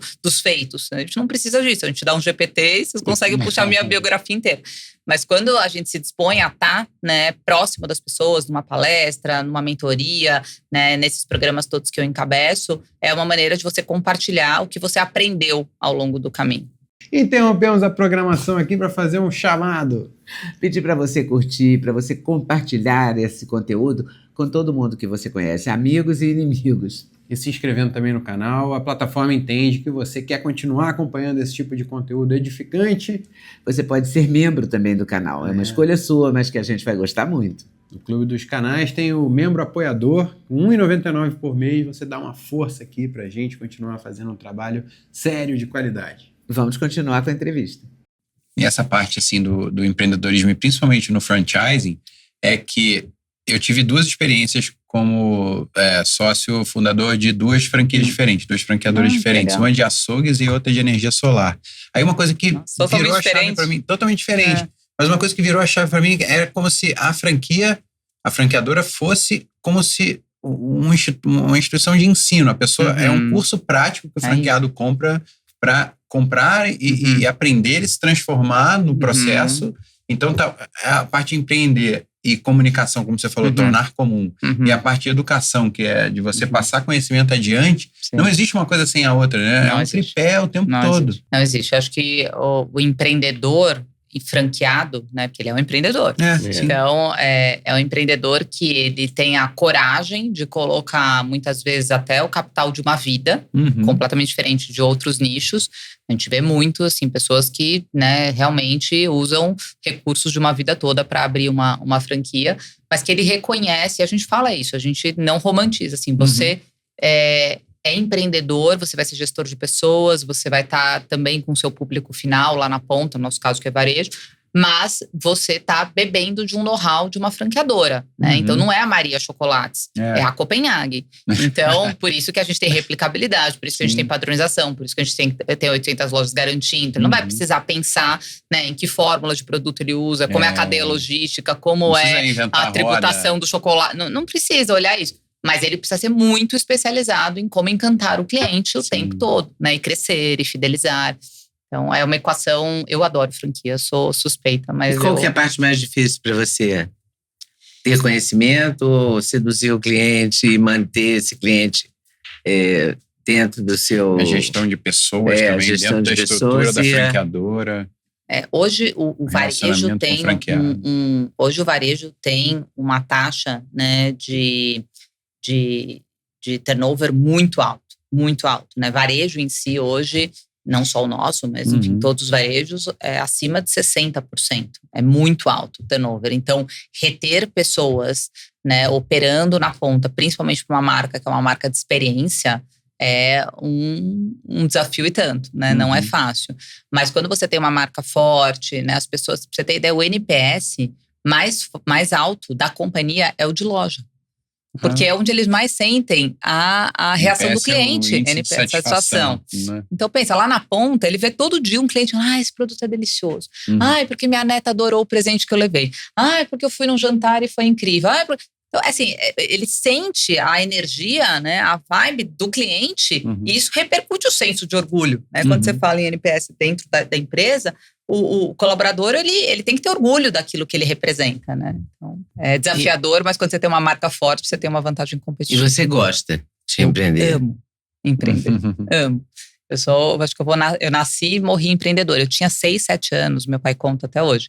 E a minha mãe sempre foi uma figura muito forte para mim, assim, dentro de casa. Eu tenho, assim, referências muito sólidas, assim, da minha mãe. E ela era uma anfitriã de primeira, assim, ela recebia muita gente em casa, tal. Então, meu pai falava que eu pegava os aperitivos que ela servia, né, para os convidados e levava para minha casinha de boneca e vendia os aperitivos. Então, assim, eu consertava a bicicleta no quintal, né, na nossa casa de praia. Minha mãe falou, meu Deus, onde está a Renata? Porque eu tava lá né, na porta da casa, vendo quem precisava de ajuda para consertar a bicicleta, né? Eu lavava as bicicletas para ganhar dinheiro. Então, eu sempre tive isso, né, esse lado empreendedor. Eu via muito meu pai, claro, comprando marca, fazendo negócio, etc. E eles te estimulavam nisso também? Menos. Eu tenho uma filha de 7 anos, eu quero também cativar ela para ser uma futura investidora, para ela ter também esse drive de empreender, de eu acho que isso é muito… Me fazem administrar. muito essa pergunta, né? Todo mundo pode ser empreendedor? Eu acho que não. Eu acho que não é todo mundo, não é uma característica treinável, por exemplo. Eu acho que você se aperfeiçoa, sem dúvida, né, ao longo do caminho, mas você tem que ter uma aptidão. É muito difícil, né, você, sem aptidão, empreender. Né? Senão a gente teria um país só de empreendedores, né? Então, não acho que é para todo mundo. Eu acho que tem uma característica que tem que ser proveniente ali, né? Meio que nata de cada uma dessas pessoas que escolhem empreender, porque é um caminho árduo, hein? A gente tem que combinar aqui entre nós que, olha, não é para qualquer um, né? Eu falo que empreendedor tem dor no nome, e é verdade, porque dói pra caramba empreender. No fim do dia, você, né, que apaga as luzes, no fim do dia… O que foi mais difícil para você?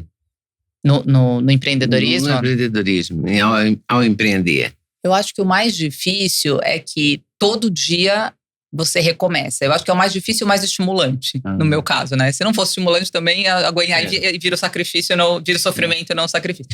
Mas, cara, todo dia você tem a sensação de que você está atrasado, né? Você tem que inovar, você tem que trazer, você tem que investir. Meu pai dizia uma coisa que hoje eu ainda sou mais jovem, mas eu já passei por eventos de liquidez. Ele só, né, com mais de 75 anos, passou por isso. Ele falou assim, filha, o empreendedor só ganha dinheiro no evento de liquidez. Enquanto você estiver no negócio, você tem que investir no negócio. 100% de tudo que você, né, gera, que a empresa gera, você tira o seu prolabore, enfim, entende aqui a forma como você vai se organizar, mas invista. Fábrica nova, loja nova, expansão, campanhas de marketing, assim, invista no seu negócio, porque não é sobre os dividendos que a empresa gera, é sobre o quanto você valoriza o ativo. E você não consegue valorizar um ativo quando você para de investir. Quanto mais você investe, mais você valoriza o seu ativo. Então, é cansativo, né? É um dreno. Porque senão vira um dreno. Exato. Mas como é que você conseguia medir isso, assim, essa aqui vai ser o meu prolabore, esse aqui é o que eu preciso para viver. Isso muita disciplina, deve ser difícil, né? de você… É uma manetezinha ali sensível, né? Uma manetezinha ali que você perde o ponto é sensível. Mas eu acho que também é outro ensinamento muito legal, que é só quem construiu que pode falar com legitimidade. Quem sabe a dificuldade de ganhar, dificilmente perde. Meu pai fala, tem uma diferença imensa entre herdeira e sucessora. Né? Herdeira é um direito, né? A lei protege, você vai ter uma herança. Agora, cara, suceder é porque você participou do processo, né? E você é merecedora desse… Então você sabe, você tá todo dia desde os seus 16 anos acordando e dormindo 6 horas da manhã, fazendo negócio acontecer. Não vai perder, não vai gastar mais, não vai ter um prolabore desequilibrado, né? Não vai se deslumbrar. Você acaba aprendendo a ter uma disciplina militar. Eu diria que assim, o bom empreendedor é aquele que consegue, né, ter uma disciplina militar, não se deixa levar por grandes, né, deslumbres que o mundo oferece. Você às vezes, né, sai um pouquinho ali do lado racional, mas o empreendedor tem que ser racional. E a parte do empreendedor como linha de frente, assim, a pessoa que bota a cara, que vai palestrar, que tem rede social, que fala em entrevistas, qual que é a função, assim, dessa parte da construção tanto da marca quanto da cultura dentro da companhia? Olha, Duda, eu vejo assim, né? Mudou muito nos últimos anos. E eu acho que quem vem mudando essa dinâmica é o consumidor.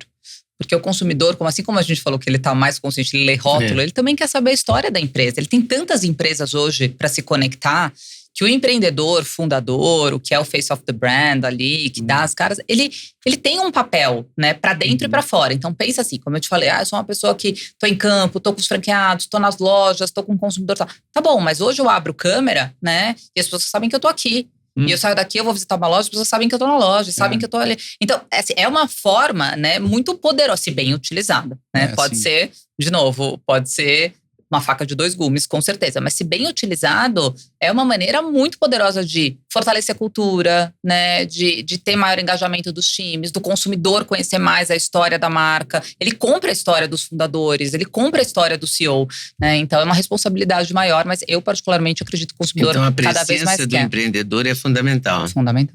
Agora tem novos meios com as redes sociais, mas no mundo do chocolate eu lembrei agora do Milton Hershey, que ele criou cidades inteiras, né, que ele também era uma figura forte ali também, o Steve Jobs, que virou o cara da Apple, mas sei lá, sempre teve também, mas agora com as redes sociais tem uma nova leva, né, de C-levels e donos de empresas colocando a cara de uma forma para humanizar também a marca, a companhia. Muito obrigado. Que delícia de papo. Falei que a gente ia ter um papo gostoso, inspirador. Parabéns pela família, é uma inspiração, né? Ver vocês dois. E que vocês continuem assim sendo realmente muito um exemplo para todos nós aqui. Que bom. Foi um prazer. Para fechar mesmo, qual é o grande conselho, assim, o pulo do gato que você recomenda? Olha, eu acho que o grande conselho que eu levo hoje da vida, que assim, a vida vai te colocar muitos limites, né? E faz parte. A gente, em alguns momentos, sente que a gente está diante de um pivô rígido, né? E o que eu aprendi é que cabe a você não fazer desse limite algo limitante. Todas as vezes que eu me senti limitada e restrita àquele limite, né? E a gente trouxe muitos deles aqui, então, putz, não dá mais para crescer a Copenhague, um limite, né? Não se alia ao seu principal concorrente, é um limite. A vender a empresa para um fundo, é um limite. Vender a empresa para uma multinacional, sair de uma posição que você está há 30 anos, né? Todos esses foram limites que foram sendo porque não tinha mais uma convergência, não fazia mais sentido, etc. E eu sempre usei isso como uma fonte de expansão de novas oportunidades, né? Você ambicionar querer fazer sempre diferente. Foi um trampolim, né? Sempre foi um trampolim, exato. Acho que esse é um ponto que eu posso deixar aqui como mensagem final. Faça do limite algo que te estimule a ver, né, a sua ambição pessoal falando mais alto para um novo desafio. Muito bom. Muito obrigada. Obrigada. Obrigada por Prazer. ter vindo, pelo livro, pela presença e por compartilhar o seu conhecimento, né? Exatamente. E vou recomendar vocês a fazerem uma maratona aqui com os outros empreendedores aqui do podcast Osnag, os empreendedores do Brasil, porque tem muita gente de várias áreas diferentes, super complementares. Vou colocar já toda a minha atividade física de manhã é ouvindo um podcast. Que legal. Eu acho que é uma fonte também, né, pra gente, principalmente bons podcasts com uma boa curadoria. Então, amanhã, meu treino de amanhã, já vou maratonar algum episódio mais recente aqui que eu ainda não acompanhei. Parabéns pelo trabalho. Obrigada, continue acompanhando. E fica o convite para vocês irem no Vida Longa também. Vai ser um prazer ter vocês lá. Tá bom. Ótimo, vamos Iremos lá. Ledinha pode usar esse exemplo, né? Legal. Da empreendendo, ela briga. Eu virei a tuber. Quando ela criou o canal há 10 anos atrás, 9 anos atrás. 9 anos. Ela falou, eu virei uma geriatuber. Virei mesmo. E vamos nós. Então, e vamos pedir a você que compartilhe, curta. Aquilo que a gente não falou no começo, para você curtir e compartilhar, a gente fala agora. Tá valendo? Então, até mais. Até a próxima. Valeu!